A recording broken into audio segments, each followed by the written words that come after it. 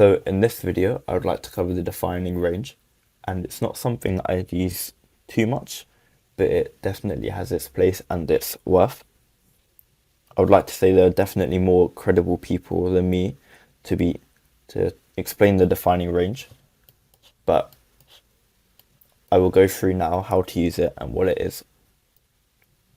So it is essentially using the first quarter. Well, we'll just use the first quarter for now. We'll be using the first quarter to gauge where price will move in the quarters following it. So we know that it's fractal, so we can use it on any cycle. But for this example, I'll use it on the daily cycle. Okay, so the first quarter would be Asian session, and we'll be using the 15-minute time frame. Okay, so our first quarter, if I draw it out, it starts here and ends here. Okay, this is Asia sessions range. What we do is we split this Asia session range into three. So we then have three different thirds, T1, T2, and T3, that make up the quarter.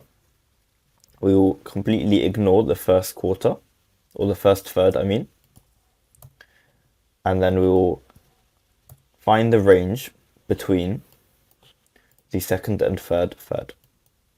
So that would be this, right?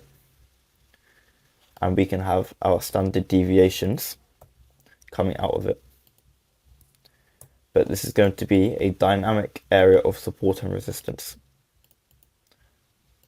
Okay, so you can see how we constantly refer to the levels of the defining range. It manipulates lower to the 1.5 standard deviation and instantly moves up, moving back into the defining range, and then to the standard deviations of the other side. And you can see how it constantly refers to each deviation. And this is how you can be using the defining range as areas to target or areas to look for reversals, your kind of key levels.